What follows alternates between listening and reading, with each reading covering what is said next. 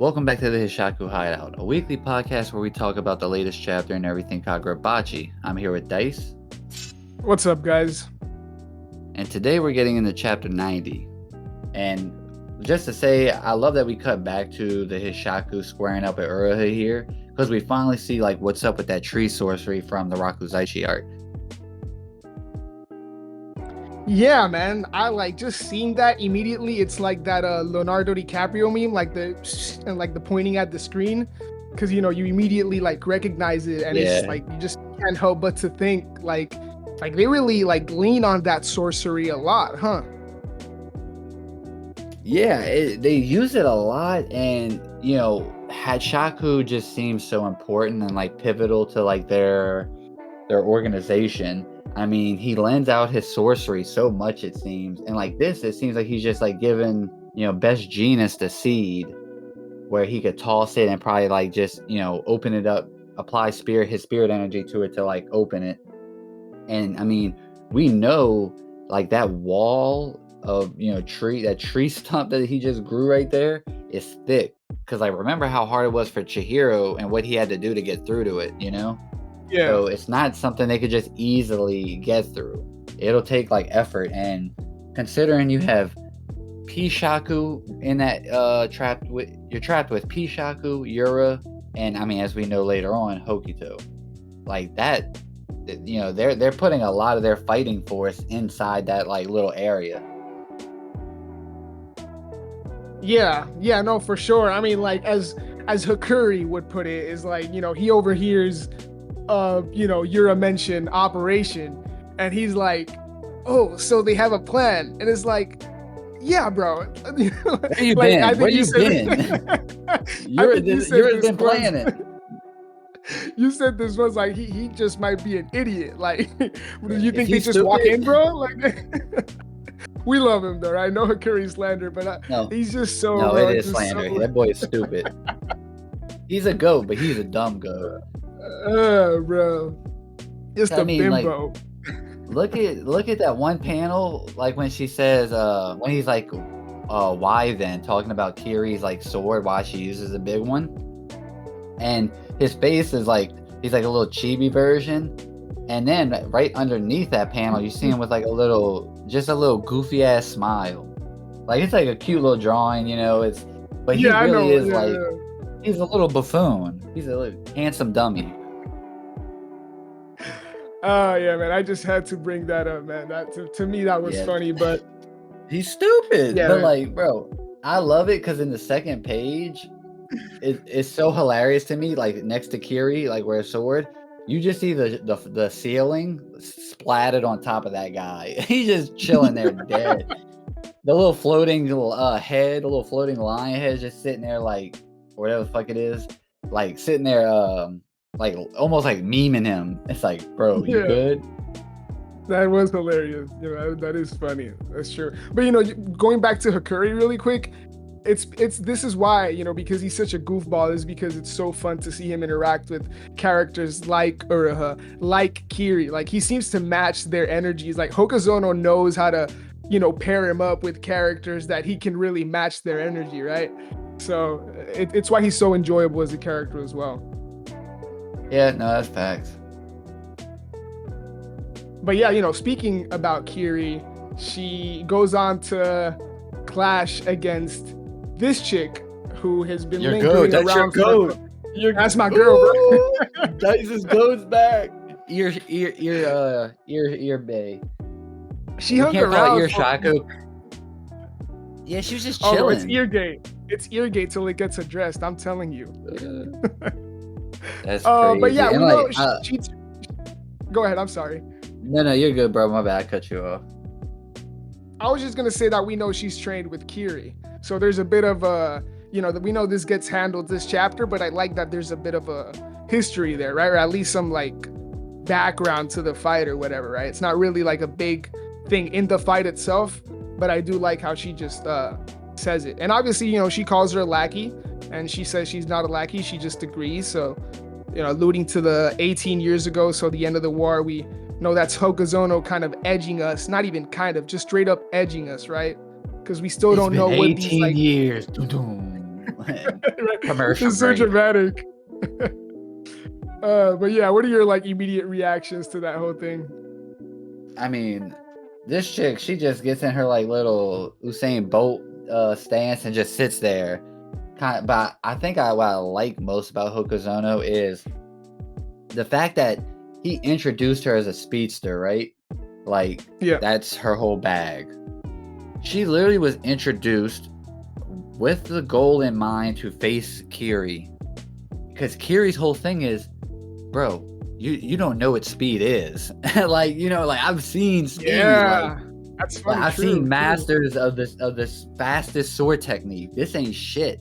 So she's like, so her being nerfed by the cutting the floating lion heads, even with that like nerf, it does, like, she can still see, she can perceive it, so she knows like how to interact with like retaliating or glancing the blow. And I mean, we see later on that she doesn't fire, by the way, but Kiri's sword style though is gas. Like, I love it. Like, like I said, she can't dress for shit. I still stand by that, but the outfit's not as bad as I thought. And she has aura while she's dancing with that sword. Like when she's like doing the pose with the sword, like with her right hand behind her and the sword all the way across her body, like gas.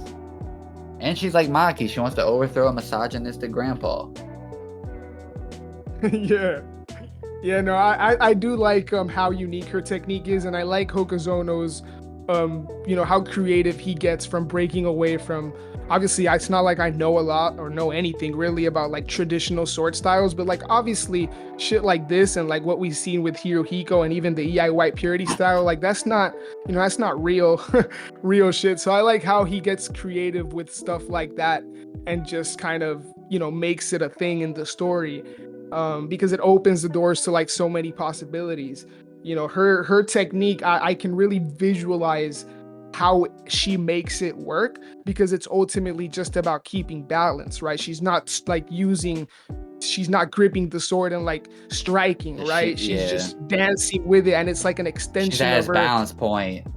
And that's crazy because Hokuzono does a really good job of like not only coming up with these very unique styles, but also conveying them like perfectly, man. Like you understand it. It's not like, well, okay, it's not like sometimes with like sorcery, projection like sorcery.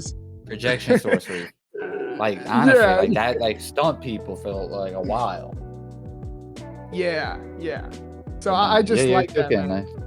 Like the panel with her just swinging it around, like it said, the sword moves as if it's magnetized to her body, and then he shows the panel is almost as if the giant sword is on a rampage of its own. She's basically just clinging to the blade. It's like it's like it's guiding her, but she's just flawlessly moving. And if you think about it, look at the way the sword movement is on that panel, where it's just the sword dancing around.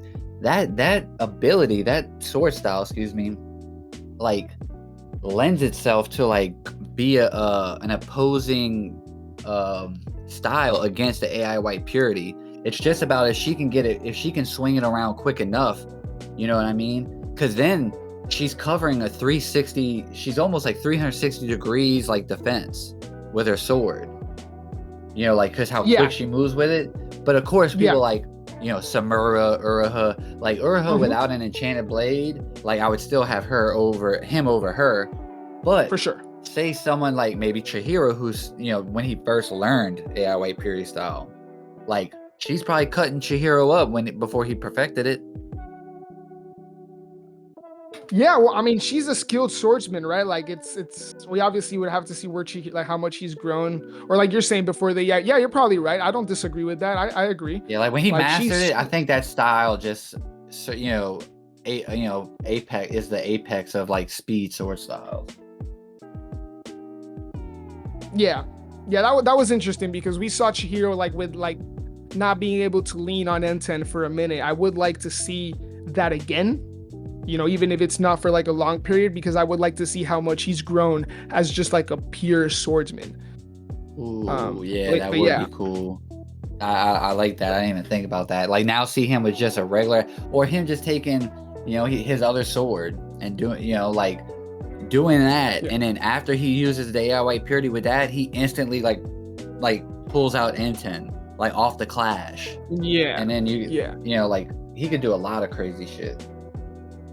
Yeah, but I do have to say that like Kiri, like just with this chapter, like her and Hirohiko's in like invisible sword styles, like I have to say those are my personally like two favorite sword styles in the story. Like they're like I like the Reagan style. No one likes the Reagan style. Shut up, bro. It's 150 years of sword. Don't diss on my goat, my Reagan one sword style. You sound like that, like his pupil.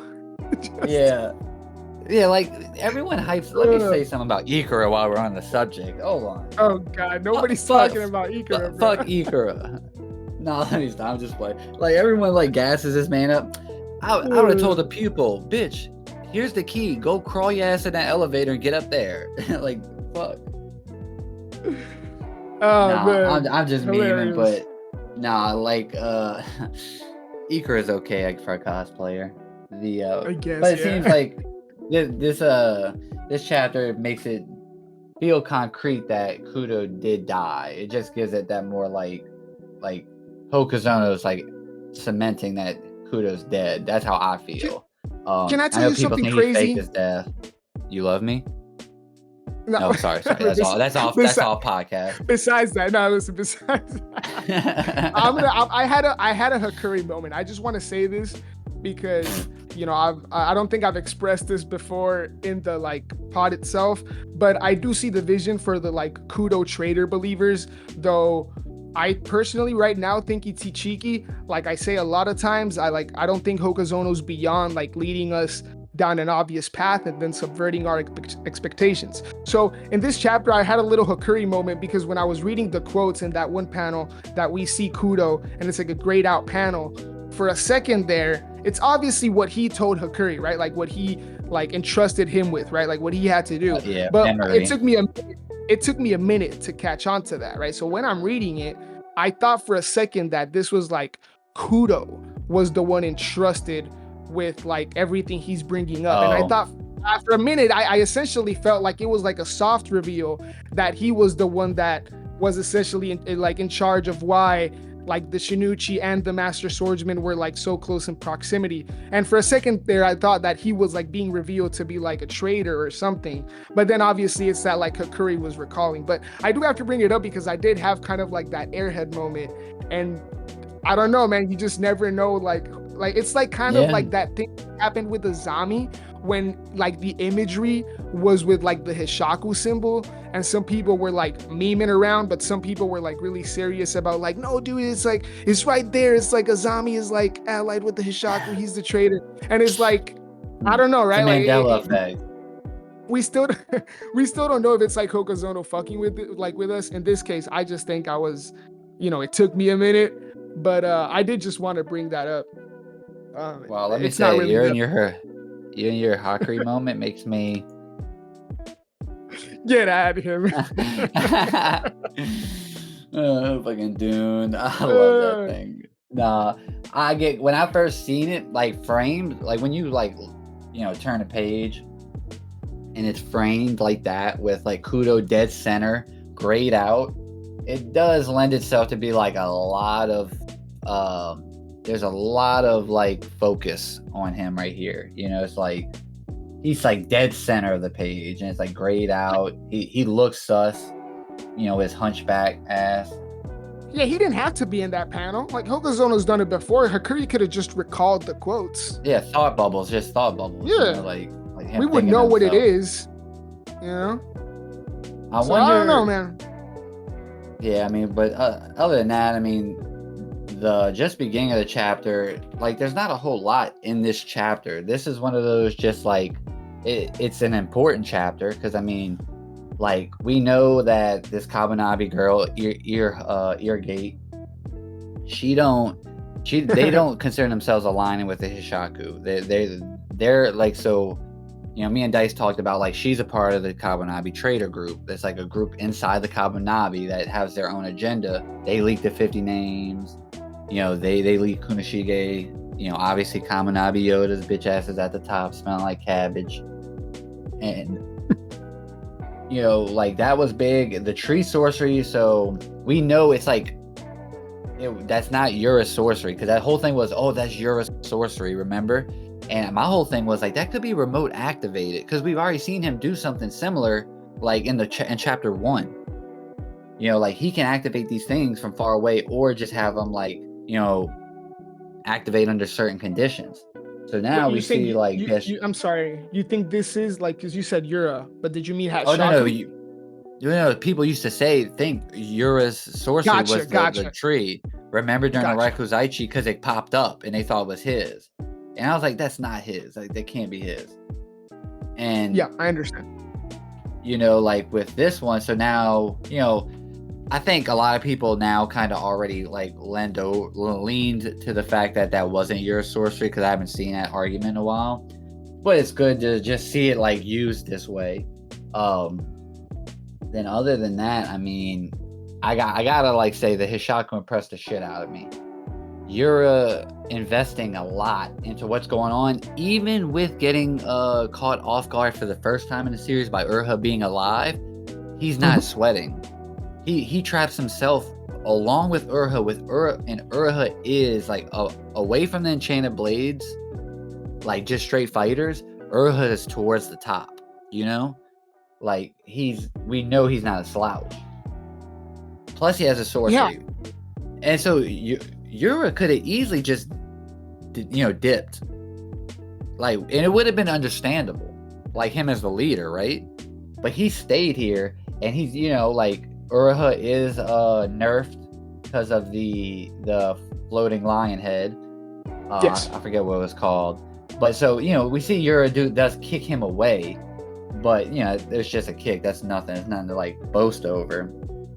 Now we got Hishaku still in the mix. People are counting him out, and I don't think they should. That's dangerous thinking. And Hokuto pops up. Like, this is a horrible situation for the gang.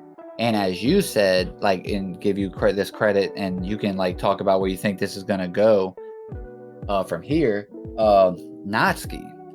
We know Natsuki is his backstory is tied to Hokuto. We know Hokuto was like already brought up to fight Kiri, and he wasn't super stoked on it. But I'll let you talk about what you think happens in the next couple chapters, because I think you touch on that pretty well. So now with Hokuto here, like I want to know, what do you think's happening next? Yeah, so what I think, I first of all, I do want to go back and touch on some things with Yura, but to answer your questions, where I think we're going from here is that I think he's gonna get interrupted. Obviously he pulled up right next to Hakuri, right? Just a demon entrance, by the way, just out of nowhere, right? It's nonchalantly, like, where's Urha? We know that Kiri just got done with her battle. He's not interested in fighting her. I think we're gonna see something like she's gonna step in, because Urha has his hands full with Yura. It looks like. I don't know if that's kind of like something big or crazy to say, but ultimately I think Kiri's gonna like force Hokuto to fight her. She's gonna try to hold him back. He's gonna see her as kind of like a pest, and she's injured. I don't think she like can like has much of a chance. So I think right when it looks like she's gonna get defeated, Natsuki's gonna come in. And I think there's like a pattern where like Kiri got introduced, now she got like a whole chapter named after her, where like she came in, and like she had like a bomb introduction when like she jumped into battle a couple chapters back. I think Natsuki got introduced last chapter. Now he's probably gonna come in with like a fire entrance, either next chapter or in the next couple of chapters. But I don't think Hokuto's fighting Urha anytime soon. I'm more interested in what Yura's doing with Urha right now, because and I'll kind of segue to what I wanted to talk about Yura. You just kind of touched on this a bit. I do think it's very interesting that like not only is Yura like surprised by kind of caught off guard that Urha's alive, but he's like, fuck it, okay, I'll deal with it. Like, I don't think he dipped because he knows Urha's a problem. So it's interesting that whatever he was there to do, he cannot do right now because he's fighting Urha. And I wonder if that's going to come into play if somehow, because, he says continue with the operation. Does this mean that he's in charging Best Genius with whatever he was going to do? Did he kind of like have a backup plan or whatever? And he's holding his own against the fucking, master swordsman. Like Uruha is like a very skilled swordsman in itself. I'm not sure if he's like a master, but he was selected by Kunishige. Oh yeah, he's a master. I mean, think about it, he's got the plaque to prove it. Yeah, exactly. Yeah, you're right. So I just think the Hishaku, yes, they're impressive, bro. We're built like that, right? And Yura himself, he's not afraid of just, he's about that action. And Hishaku, I just want to say this, the more we see his sorcery used and the way it is used, the closest we've seen him, I think, to actual combat is when he's face to face with Samura. I think it is where he's not directly attacking, but using the tree sorcery. This dude is a menace without even have to grab a sword or throw hands, do anything. His sorcery just does everything. He can just chill back, make some calls, cross out some names. It's crazy, man. The Hishaku are like that. Yeah, so it's a simple sorcery that has been thought out really well and executed to show it's how efficiently he uses it and how the various ways he can apply his sorcery. He can have people, he can have trees, he can literally put seeds in people. That's crazy, by the way. He can give people little grenades to create a barrier or create a wall, and it is crazy as fuck. And to think from as we know now, Yura is the leader of the Hishaku, so he takes, he listens to Yura. As we know now, like I said, there's headcanon theories that I'm big on, that he could backstab Yura and he has his own agenda, but I don't know. I do think that Yura staying there, and Yura is not a swordsman, but that boy does get down with swords. He doesn't carry a sword like Kaguri, or Hokito. He literally is he'll pull one out of a fucking book. Knowledge is power, bitch. And literally, huh? I think to what you're saying about what's going to happen next. He says proceed as planned, but call Hokito. So I think Hokito is maybe a loose cannon member that they just can. Yura knows how to quell him in to get him interested in it coming, or Hishaku, I should say. And so he's call. It's weird also because Yura is telling Best Genius to call Hokito, but we know Hishaku is the one that calls Hokito. So is Hishaku connected through or did can he is he connected with their senses? Are they all connected or something like that? Their vision or what they hear, or did maybe Best Genius just get a message to him somehow? Yeah, Best Genius just doesn't have Hokuto's number. He had to call Hishaku. Because this thing happens all simultaneously. Think about it. During the clash with Uruha, that's when Yura said call Hokito. We see the phone call last chapter. Hokito's already here. So, he got here expeditiously.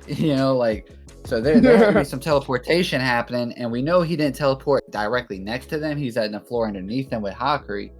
But if Hokuzono shows us how he got there or whatever, cool. If not, it is what it is. It's not at the end of the world. But I'm thinking Yura might actually dip here. I can see Yura dipping now that because now that Uruha is alive, and he was oh, we'll call Hokito. He's Hokito, this is what he's for. He comes in for the unforeseen things, the things that might get out of control. So now Yura gets him over there. So it'll be Hishaku, and Hokito versus Natsuki and Uruha. That's what I think we're headed. Which I'm hyped for that. I am hyped for that. Yeah, that's not crazy to say for sure. I think you hit it on the money. People should not forget about Hishaku. He clearly got embarrassed, early on for that very same reason, right? To kind of have a bounce back Europe brought up the death match, and we haven't seen anything. At least it's unless it's under our noses, right? But there's nothing to see or like indicate like about what he said about the death match. Like nothing has happened yet. So are we gonna go into that anytime soon? Does that have something to do with Hishaku? These are questions that we asked a couple of chapters ago, and we've had other kind of developments. But now I'm expecting to go back to that anytime soon. And yes, I wouldn't be surprised if Yura has to dip and lets Hishaku handle Uruha. But it's also tough to say, man, because I wouldn't be surprised to see Yura kind of finally have his first legit fight in the story. Because, we're about to, we're almost 100 chapters in, and I don't think we've seen him really throw hands, and that's not necessary, right? Like we've seen him kind of dance a bit with Chihiro. Yeah, but that's as much as we got, right? And he wasn't really trying. So yeah, like he threw his arm at that boy. Yeah. So it was so wild. So we'll see. I really don't know. Okazuna's great, man. I don't know. Yeah, like you said, let him cook. We say it every chapter, but I mean, the man just continues. Even on a chapter like this, that is just like, I mean, this chapter isn't, grand. It's not like huge, but like for Kiri fans, like the people who wear Cookie Monster pajama pants, they're hyped. Yeah.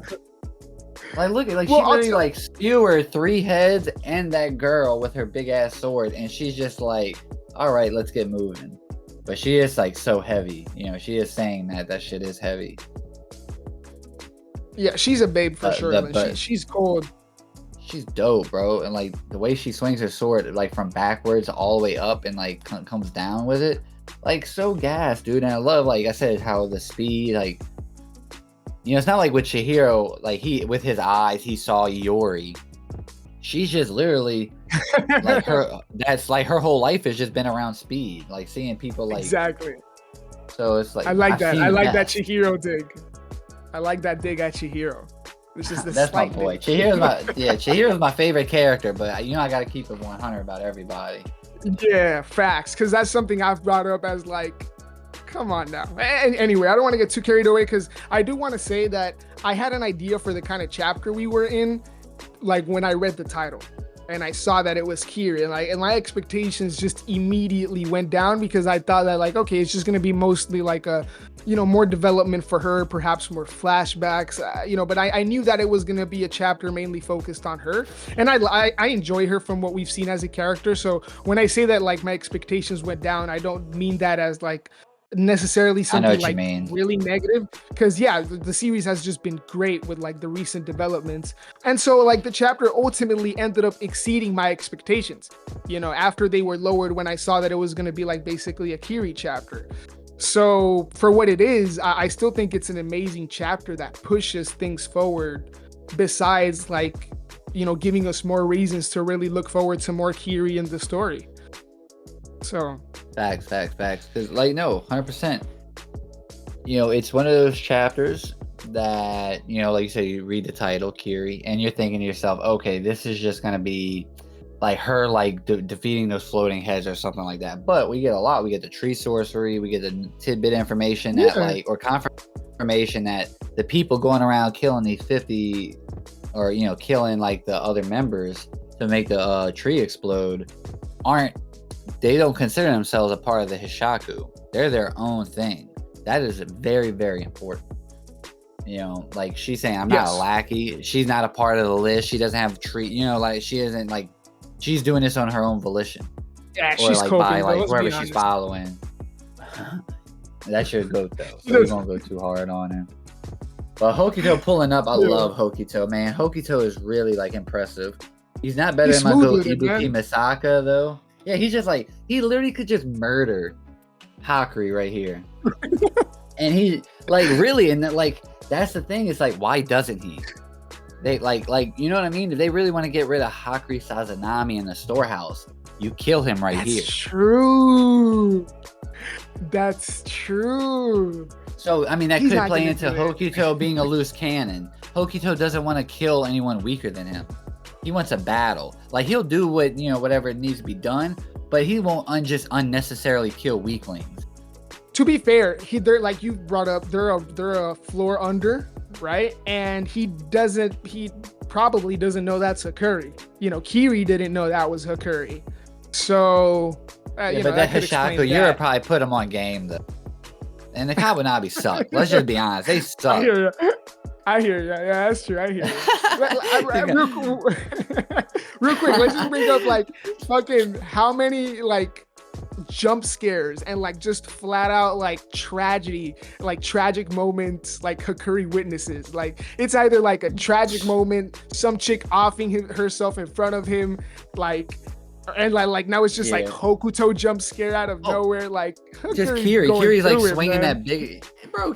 She's swinging that big ass sword right around all around his head and shit. He's just like what?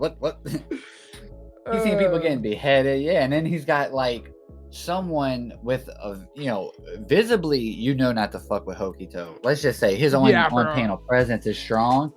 The motherfucker got shoulder pads on that stick vertically, like you know what I mean. You're badass when that happens. And then he got the Hishaku tattoo right there. So Hakuri knows he's fucked. He's like, oh shit, here we go again. It's like that San Andreas meme.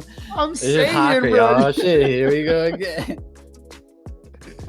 That's good. But yeah, it's a good chapter. Any closing thoughts? Nah, man, it's gas. This story's gas. This chapter was gas. Even like I said, when my expectations are lowered, like Hokuzono delivers. And so again, even when they're high, he delivers. The man. Yeah, exactly. High, low, like he just knows how to impress me regardless. Yeah, it could be like you're looking forward to like the Chihiro Hirohiko. He cuts back to a flashback of Yuri and Samura. All of a sudden, 3 chapters later, we're crying tears. You know what I mean? Like he just like knows how to like present his story. Yeah, and I think that only great. I mean, get the honey out for sure, because I was gonna say that obviously there's probably some exceptions, but I think only great stories can like pull you away from the main character and like developments as big and interesting and engaging as what we were seeing between Chihiro and Samura, like pulling away from that and putting us into this for like the last 4 or 5 chapters, whatever it is, and like us still being engaged and not really being like, man, I just want to go back to Chihiro's. Like that's just impressive in its own, and like to me, like worth admiring. So yeah, get the honey out, because Hokuzono did it again. Dude, something just hit me, and we'll close up shop here, but how insane would it have been if when Yura pulled that sword out of the book, it was one of the last 2 remaining sword bearers' sword, and they already got killed, and he had an enchanted blade. Imagine how crazy that would have been. You're pulling out an enchanted blade, because you can have contracts with 2 of them. So, like, if he just took one of them after they killed one off panel, oh my god, I would have went crazy at that. I mean, obviously, I was just saying like the what if scenario. Like, I would have literally I would have been a tip sipper for Yura. Yeah, I didn't hear you very well. Could you repeat that? Like just the first part. What thing? Oh, like with the enchanted. Yura did what with the enchanted blade? Say one of the 2 remaining enchanted blade wielders died off panel. Like they got him killed. And then when Yura pulled the sword out of the book, it was an enchanted blade. They already have it. They just need to kill the bearer. So now he opens up an enchanted blade on Uraha. That would have been crazy. You just hear him call out the name, and then all of a sudden a dragon appears or some crazy shit. Or not, we have the lightning dragon, but fucking I don't know, a rhinoceros appears. Just some crazy shit. Yeah, it would have been like a situation similar to what happened with Hirohiko when he pulled out Kamiyuri, and like the immediate implication is that, oh shit, the sword bearer is dead. That was just so cool. So, yeah, obviously we knew Uraha, so like that was even like that's why it was such a good moment. But yeah, seeing something like that again, I would have loved to see, and especially with someone like Yura. We'll see how these other sword bearers get treated, because it's about time. We need to see what happens with them soon. Yeah, man. But that's all for us. Yeah, I'm good too. Appreciate y'all. Like and subscribe, all that. Get in the comment sections. Check out Dice's channel if you haven't. Check out my channel if you haven't. And until next week, peace.